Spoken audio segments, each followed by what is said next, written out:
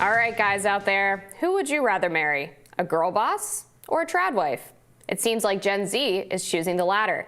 According to a new article in The Federalist, the rise of the massively popular trad wife or traditional wife trend on Instagram depicting women happily remaining at home and raising the kids is following a reorientation of priorities for women away from the workforce and into the wifery. One trad wife, Hannah Nealman, has nearly 9 million followers on Instagram who attentively tune into content featuring her life as a mom on a hog farm in Utah. Here's one example of her content.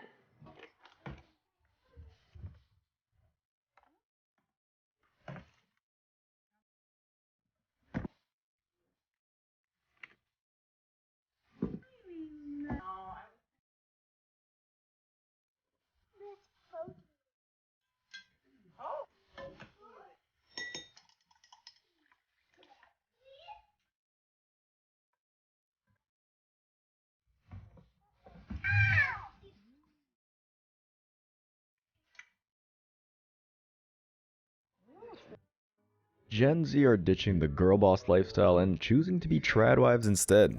This is according to a new article from The Federalist by researcher Emma Waters, which has exploded on social media, causing a metric shit ton of controversy. Girl bosses and feminists from all over have been exposed to the truth and, unsurprisingly, are trying to cancel not only Waters herself, but the whole tradwife community. So much for feminists supporting the right of women to choose their own lifestyle. They're all about equality until a woman chooses to do something that feminists don't like. Then you see the true colors of feminism. Tradwives are quickly replacing girl bosses as the most popular choice of lifestyle for Gen Z. Why? Because modern women are getting desperate. They've been sold a bunch of lies that have made them overworked, miserable, and exhausted. But it's hard to be sympathetic because all of this is fully self-inflicted. Every single issue that modern women are facing today is the consequence of the misandrist and man-hating shit show that women have been exposed to for the past couple of decades. Modern women chose to be girl bosses, and now the chickens have come home to roost and they're paying the price for it. And this is only going to increase as people start to wake up to the lies and false promises of modern feminism. Feminism told women that needing a man for anything is bad. Feminism told women that they should be sexually free to do what they want and any shame about it is due to the patriarchy. Women should have sex whenever and with whoever they want just to show men that they aren't their property anymore. Feminism tells women that this is a man's world and in order to survive in it, they need to beat men at being men, and here's what happened. But before we continue with the video, let me share the comment of the day. Shout out to J1, who said, "Since men will never understand the artificial emotions of women, focus on building your mind and body. Get your money in order. No more foolish spending. Definitely cut back to zero on friend zone dinner dates. Invest in yourself. If you were invisible when you had nothing, stay invisible when you have everything she wants." Now that's some strong, well-worded advice. I love to see it. So man, please don't forget to reach out to us by email to claim your $5. As always, guys, I'll pick one comment from each video. It could be the funniest, could be the most liked, or just one that emotionally moved me. So don't forget to leave a comment and you may be the next winner. Make sure to hit that like and sub button too, as it helps out a lot. Now, back to the video.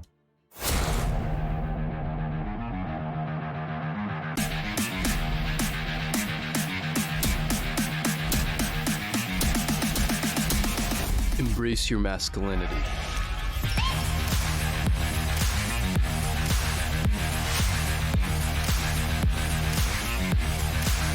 Women in massive numbers left the home and their marriage and decided to work themselves to death in the office instead. The funny thing about this is that they couldn't see the irony in what they were doing. They were leaving the home and their marriage to escape their oppressive male overlords and becoming a corporate office slave working for a male boss instead. For some reason, modern women believe that doing housework for your husband is oppression, but filling out tax forms 80 hours a week for a male boss is empowerment. Nothing about this makes sense, but we can't suddenly expect modern women to be rational creatures, can we? But Emma Waters' research is showing that the girl boss era may be coming to an end. Where did your inspiration for this piece come from, and what has been your experience in terms of the research that you've been doing on the rise of this tradwife trend? So I'll be the first to admit that I was actually highly skeptical of the TRADWIFE influencers for a long time and really critical of them. So similar to some of the criticisms that you hear, it's unrealistic. They're playing into a stereotype and they're trying to paint this one vision of womanhood, of what it means to be feminine. That's maybe just not representative of what most women actually want. But as I was observing COVID and then even just the last few years, the changes we've seen in the way that women prioritize their time, I started to realize that even though these TRADWIFE influencer accounts are usually showing the most extreme version of what it means to be a feminine homemaker at home with all of her children, that in many ways it was actually tapping into this deep need within Gen Z. I mean, the fact that she has 9 million followers, and I'm guessing a lot of those are moms with kids who probably aren't getting to live the kind of lifestyle that she is, that there is this inherent and like deep hunger among women to really be at home with their children. And I think many women experience the burnout of girl boss culture, of the corporate full-time work lifestyle where you're rushing the kids off to school or to daycare, you're getting to work, you're doing the best job that you can, and then you have to hurry and go pick them back up, and then dinner's ready. And then it just goes on and on. And COVID introduced this restful time where all of a sudden you could slow down, you could take time with your kids and really enjoy some of the more domestic arts that many aspects of our modern and especially urban life don't allow. And so all of that together and just seeing the happiness that a lot of women were deriving from this, I thought it was something really important to consider more closely. This is what a modern girl boss is. In another article from AmericanMind.org titled Girl Boss Interrupted, the girl boss is described as the face of liberal feminism, the centerpiece of limitless optionality. She's the having it all, doing it all, knowing it all, leaning in, well-behaved women rarely make history, vocal feminist, part-time activist, full-time company cheerleader. She has everything all the time. Sexually uninhibited, politically correct, and professionally inspired. She accepts no boundaries to her ambitions, nor does she keep any of her own. An empty vessel both for the corporate America and the American everyman. As inoffensive as the 50s housewife, but with an ironic veneer of edgy righteousness. In accordance with this representation, generations of girls have been explicitly instructed to prioritize establishing the professional over the personal, freedom over family, independence over everything. You go, girl. Feminism created a monster in the girl boss movement. The truth is, the whole idea of being a strong, independent woman who doesn't need anybody is toxic to society. If every woman decided to be a girl boss, the human race would die out within 2 generations. But there could be some merit to the idea if only it made women happier. But the girl boss movement doesn't even do that. It's made women systematically more depressed, anxious, stressed, and miserable. That same article writes that you don't need to do more than a cursory glance at social media over the past few years to know that women are unsatisfied and exhausted by the ambivalence of the modern female experience, boiled down to endless swiping and striving. Swiping and striving. That completely sums up the experience of the modern woman. Chasing the top 10% of chads who will do nothing but pump and dump her. Striving to hit the 7-figure salaries while demanding that the man she dates still makes more than her. It's a truly miserable existence. Men know how difficult life is. We know that trying to do it alone is unnecessary, which is why the MGTOW philosophy involves prioritizing your male tribe and taking care of your family. So, as men, we knew that the girl boss idea was doomed to fail from the start, but none of the women listened. Any man who was brave enough to publicly criticize it was branded as a hateful misogynist and canceled. You can't win in this society. But the girl boss movement has been under serious threat since the COVID-19 pandemic. It completely threw a spanner in the works and exposed all of the lies feminism has been spewing for decades, and we're seeing the effects of this become way more obvious in the recent months. That same article writes about the pandemic that, for single millennial women, first came dull and consuming loneliness. Publications were flooded with pieces by women suddenly overcome with anxiety about their lack of stable, non-superficial relationships. Alone in their apartments, they perceived a lack of love in their lives, and many became acutely aware of what 2 years of lockdown, precisely as they crested 30 years of age, might mean for their coupling prospects and fertility. All of a sudden, the difference between 28 and 30 felt more dramatic. This biological self-awareness brought several more questions to the surface. Without striving for 80 hours a week in the office, women suddenly realized how much of a lie they'd been told. The girl boss mentality was, and still is, a recipe for misery at best, and society destroying at worst. COVID forced women to stay at home, and many of them started realizing how much more they prefer to being in a stuffy office being shouted at by their male boss.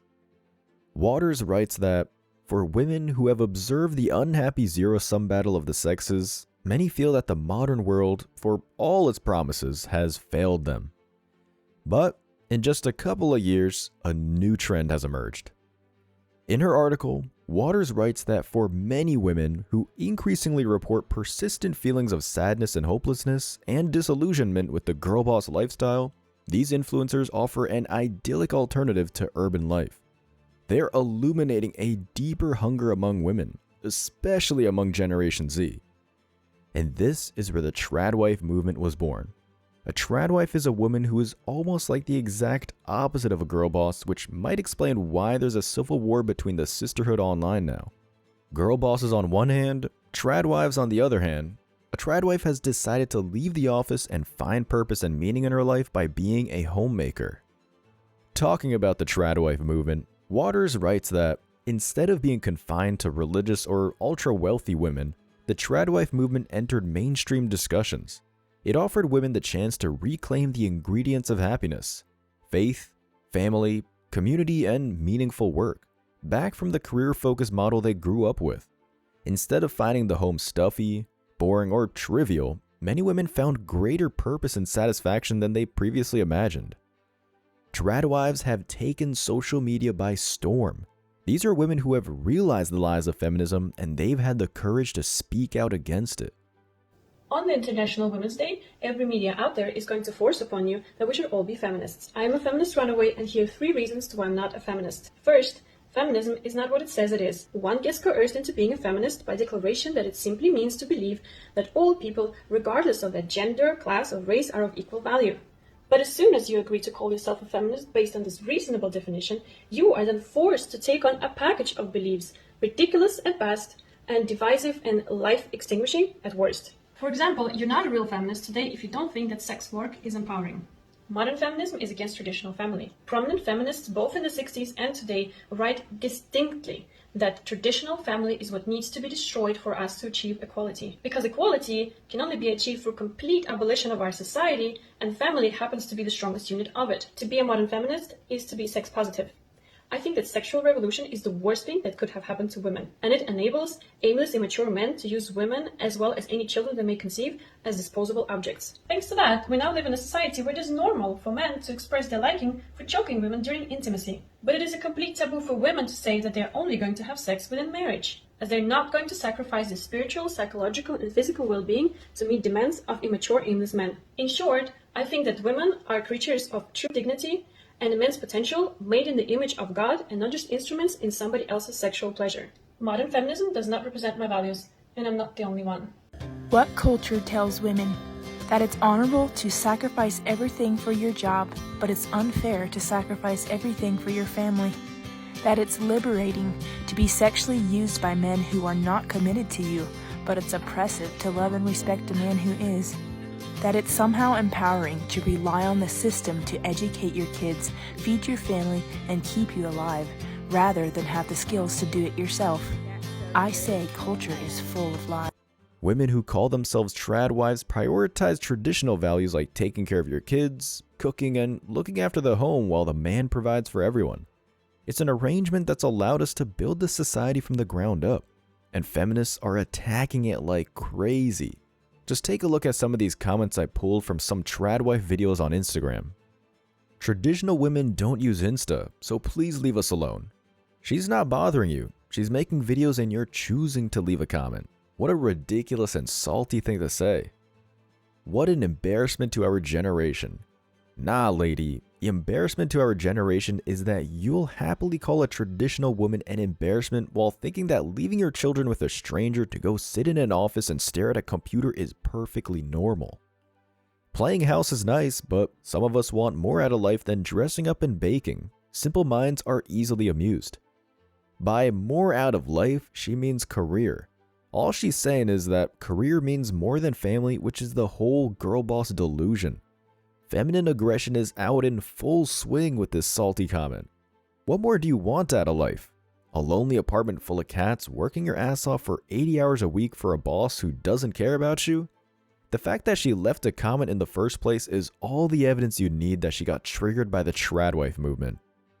One complaint I've seen from the girl bosses is that tradwives are trying to take us back to the 1950s and get women back inside the kitchen.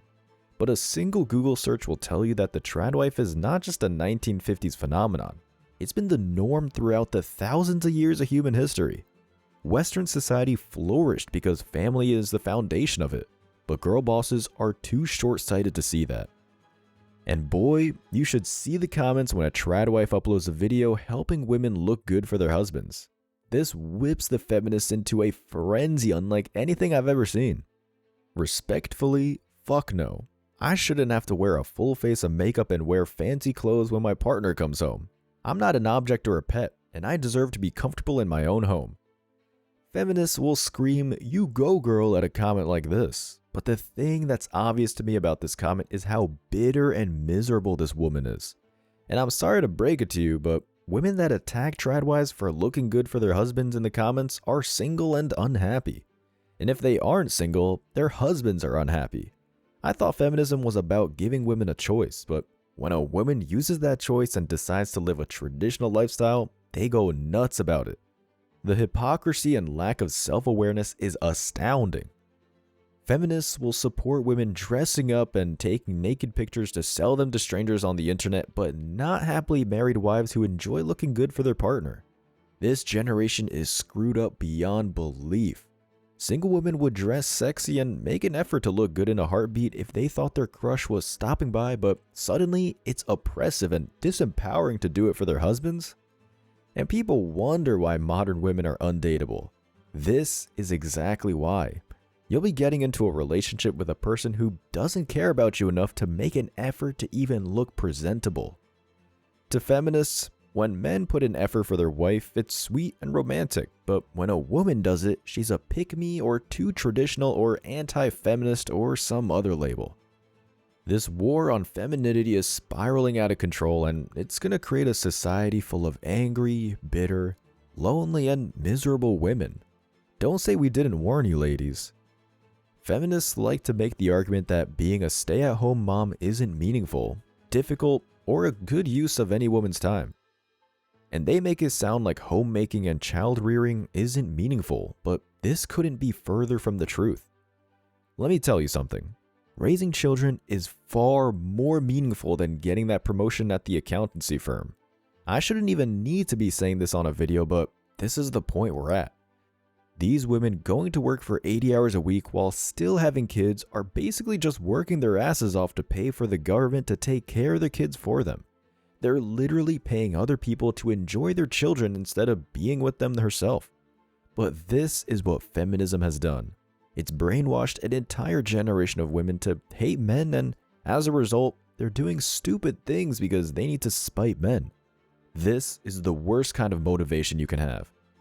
Feminists will try to claim that tradwives are just women who don't want to work. Any woman who's naive enough to say this has clearly never tried to raise children or create a happy home. It's colossal work, and most feminists wouldn't be able to handle it. Maybe it's just easier to drag down other women who are working harder than you to create a good life yourself. Modern women like to ask, where are all the good men out there? And to that I say, we're looking for women like this. As always, I wish you tremendous success. Now it's your turn. What do you think? Let me know your thoughts in the comment section below. Remember that if you leave the best comment, you'll get $5. Thank you so much for watching. If you found value in this video, hit the like and subscribe buttons, ring the notification bell so you don't miss out on future uploads, drop a comment, and share it. See you in the next video. Till next time.